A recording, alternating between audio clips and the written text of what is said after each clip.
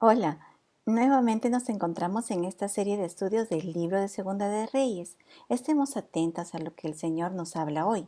El pasaje que vamos a meditar se encuentra en Segunda de Reyes, capítulo 10, verso 29 hasta el 36. Hemos visto en la lección anterior que el rey Jehú hizo una limpieza en Israel quitando el culto a Baal en medio del pueblo. Fue el único rey en Israel que hizo esto. Es decir, de todos los reyes que hemos visto hasta hoy en el reino del norte, Jehú fue el único que se atrevió a quitar tal abominación idolátrica en Israel. Pero, como dice la Escritura, mas Jehú no cuidó de andar en la ley de Jehová, Dios de Israel, con todo su corazón. Jehú pensó que lo que sabía del Señor era suficiente para agradarle. Sabía cuál era su voluntad con respecto a Acab y su descendencia, porque lo escuchó de boca del profeta Elías. Y también algo sabía acerca de que el culto a Baal era abominable a Jehová, pero allí cerró su conocimiento sobre el Dios omnipotente a quien pretendía servir. Muchas personas que creen agradar a Dios se contentan con lo poco que saben del Señor y no tienen una comunión con Él, en una relación personal con su palabra y con el Dios de esa palabra. Se conforman con lo que escuchan por allí de otros, pero no tienen un tiempo a solas con el Señor y su bendita palabra. Es decir, no tienen una relación genuina con el Señor en una relación de hijo a padre o de creyente a su Dios. Y esto es porque no le conocen en verdad. No han experimentado el nuevo nacimiento en el Espíritu para conocer a Dios en espíritu y en verdad. Jehú no conocía realmente al Señor porque sus decisiones las basaba en sus propias conclusiones, que partían de un conocimiento limitado de Dios. No buscó al Señor en su palabra para reinar, para vivir, para honrar a Dios. Se condujo según su concepto de lo que era correcto y de lo que creía que era quien era Dios. Pero dice la palabra viva de nuestro Señor: con todo eso, Jehú no se apartó de los pecados de Jeroboam, hijo de Nabat, que hizo pecar a Israel, y dejó en pie los becerros de oro que estaban en Betel y en Dan. De Jeroboam a Jehú pasaron un poco más de 100 años. 100 años en los cuales la nación de Israel tuvo una religión paralela al culto verdadero al Señor. Esta religión paralela la creó Jeroboam por el temor que las 10 tribus que se había llevado consigo, separándose de Jerusalén, volvieran al templo a rendir adoración debida a Dios y se quedaran allá en el reino del sur. Ese fue su temor. Por eso creó esa religión paralela. Jeroboam no tuvo mejor idea que crear una religión donde mandó a edificar 2 becerros de oro. Uno lo puso en los límites del norte, en Dan, y el otro en los límites del sur, Betel, diciendo al pueblo que ese era Jehová que los sacó de la tierra de Egipto y que no requerían ir a Jerusalén para adorar. Hizo una casta sacerdotal que lo sostuviera en esa maquinaria religiosa, sin que le importe hacer conforme a la ley de Moisés, que el Señor le había dado para adorar como es debido, no como se le antoje a la gente.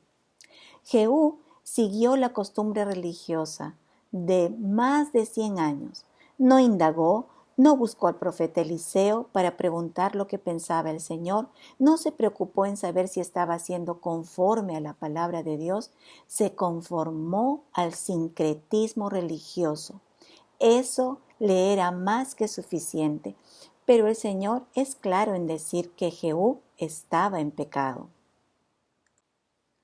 Con todo eso, Jehú no se apartó de los pecados de Jeroboam, hijo de Nabat, que hizo pecar a Israel. Esa es la conclusión de Dios acerca de Jehú. Lo responsabilizó de que el pueblo no buscara de corazón al Señor por continuar la tradición religiosa. Es cierto que Jehú hizo cosas correctas, ya lo hemos visto, pero no es suficiente hacer cosas correctas. Es imprescindible que se busque al Señor de todo corazón, de toda la mente, con todas las fuerzas, con toda el alma, en su palabra, para conducirnos en la verdad, agradando verdaderamente a Dios, no conforme a nuestras tradiciones o sabiduría religiosa, sino conforme a la voluntad del Señor, en una relación genuina con el Salvador y su palabra. Israel vivía un sincretismo religioso. Mezclaron lo santo con lo profano, el nombre de Dios con los nombres de los ídolos e la idolatría. Pero tenían sus conciencias tranquilas, porque en ese culto híbrido mencionaban el nombre de Jehová. En nuestro caso, nuestra nación, también existe un sincretismo religioso. Uno que empezó hace un poco más de 500 años y otro que se está introduciendo en las iglesias cristianas evangélicas hasta unas décadas atrás. El sincretismo evangélico es igual de abominable para Dios como cualquier otro sincretismo religioso, en el que se tiene una religión a nuestro estilo, a nuestro gusto, satisfaciendo en verdad la carne y no agradar a Dios, a ese Cristo resucitado. Pero, como se nombra el nombre del Señor y por ahí se salpica de pasajes bíblicos, se tiene la conciencia tranquila. Ahora, Jehú, como hemos señalado con toda justicia, hizo bien en acabar con la dinastía de Acab y exterminar el culto a Baal, lo cual le trajo bendición de Dios para su reinado. En el verso 30 nos lo muestra. Escuchemos atentamente. Y Jehová dijo a Jehú: por cuanto has hecho bien ejecutando lo recto delante de mis ojos, e hiciste a la casa de Acab conforme a todo lo que estaba en mi corazón, tus hijos se sentarán sobre el trono de Israel hasta la 4ª generación. Todo aquel hombre o mujer que haga lo que es correcto recibirá bendición del Señor. Algo así como una ley espiritual.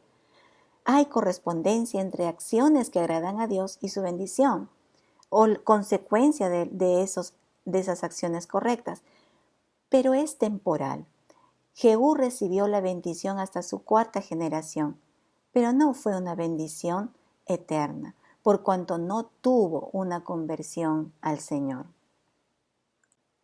Es por eso que siempre advertimos que moralizar a las personas, incluso a los hijos, sin que se les predique el evangelio de arrepentimiento de pecados y el nuevo nacimiento, es prácticamente condenarlos por la eternidad, porque ellos pueden esforzarse en hacer cosas que agradan a Dios, pero no conocerle. Las bendiciones que puedan recibir serán temporales, pero no eternas. No es portarnos bien el que nos hace cristianos, es tener una vida nueva en Cristo, lo que salva de condenación eterna. Es nacer por su Espíritu, por la obra de Dios en la vida de cada persona que oye el Evangelio de salvación. Jehú reinó sobre Israel 28 años, un periodo largo que el Señor le concedió, como dándole oportunidad de buscarle. En este periodo, el Señor, dice la Escritura, comenzó a cercenar el territorio de Israel y le dio el poder a Hazael, rey de Siria, para derrotarlo por todas sus fronteras. Es decir, Jehú tenía un gran enemigo que le estaba venciendo en todas sus fronteras. Dios tiene maneras de llamar la atención a alguien para que se rinda a él. Pero Jehú no prestó atención a esto y perdió la oportunidad de conocer realmente al Señor, teniendo la palabra de Dios y a Eliseo cerca, pero prefirió conducirse bajo su propio criterio y su sincrética fe, padeciendo en su reino a un enemigo poderoso. Estemos atentas a las llamadas de atención del Señor en nuestras vidas y tengamos una fe genuina que surja de la obra del Espíritu Santo y no de esfuerzo humano, pues es inútil delante del Señor. Hasta aquí la vida del rey Jehú. Nos vemos en la siguiente lección. Dios las bendiga.